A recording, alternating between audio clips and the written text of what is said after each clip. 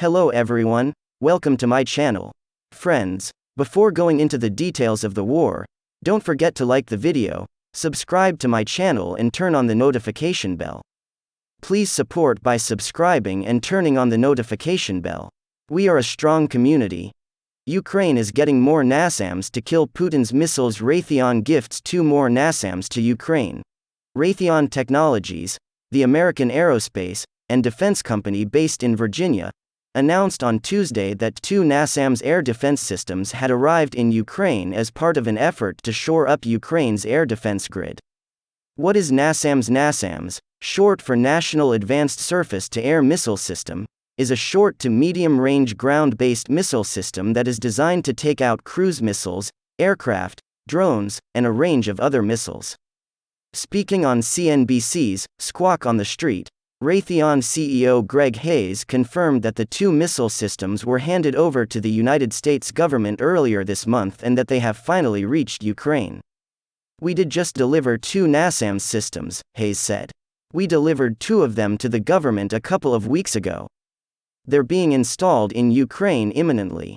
Hayes stressed the importance of the weapons system being used in Ukraine, explaining how the short-range air defense system can fire AIM-120 advanced medium-range air-to-air missiles to knock down everything in the sky from drones to ballistic missiles to fighter jets.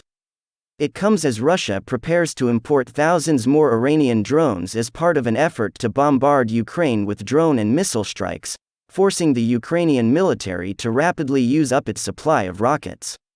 Promises kept in September, Air Force Brigadier General Pat Ryder told Pentagon reporters that a total of 8 NASAMS would be delivered to Ukraine, with the first 2 expected within the following 2 months. The remaining 4 NASAMS would be delivered sometime in the future, though no exact time frame was offered at the time. Ukrainian refugees told not to return this winter because energy networks will not cope. Ukrainians who fled their war-torn country should not return this winter because Ukraine's energy system, damaged by a wave of Russian attacks, cannot cope, Ukraine's deputy prime minister said Tuesday. "I ask you not to return. We have to survive the winter," Irina Vereshchuk said on a live television broadcast. A number of recent Russian strikes have targeted energy infrastructure, resulting in widespread power outages, according to Ukrainian officials. "Unfortunately, the networks will not cope," Vereshchuk said. "You see what Russia is doing. Do not come back. If there is an opportunity to stay for the time being, spend the winter abroad." Last week, Ukrainian President Volodymyr Zelensky outlined the scale of the damage to Ukrainian power systems.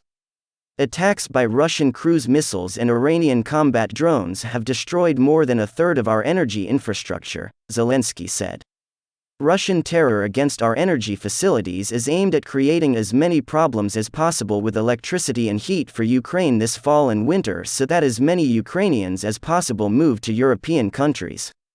Over the weekend, the deputy head of the Ukrainian presidency, Kyrylo Tymoshenko, said over 1 million Ukrainian households were left without power after multiple Russian attacks across the country. The deputy mayor of Lviv, Serhiy Kirill, also told CBS News partner network BBC News that Russia's strategy was to bring the war beyond frontline areas by damaging critical infrastructure ahead of the winter. Meanwhile, on Wednesday, a senior Ukrainian official said Russian forces were preparing for the heaviest of battles in the occupied southern region of Kherson, after Russian-installed regional leaders ordered thousands of civilians to evacuate the area. The region's main city is the largest urban area controlled by Russia in Ukraine, and Ukrainian forces have been making advances toward it in recent weeks.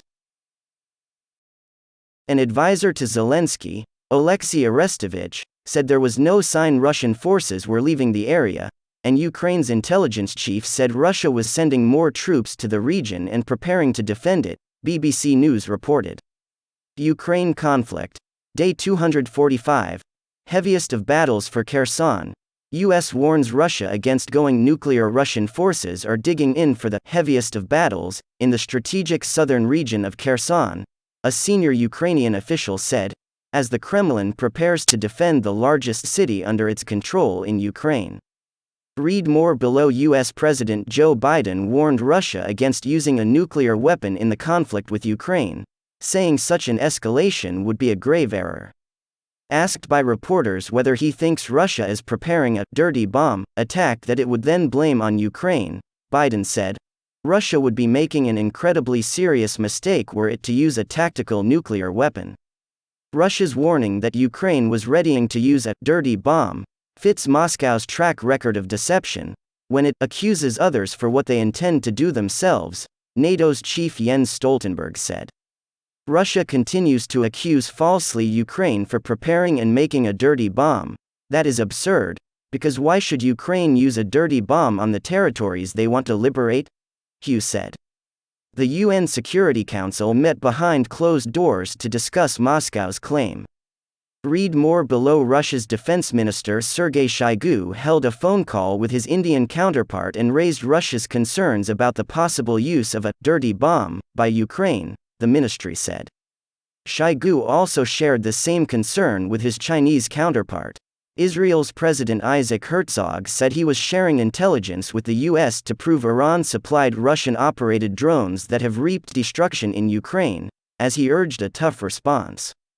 The US and EU have already reached a similar conclusion, but Israel has been pushing for tough action against Iran's clerical state, which it views as its biggest threat. US President Joe Biden and UK's new Prime Minister Rishi Sunak agreed to work together to support Ukraine, the White House said.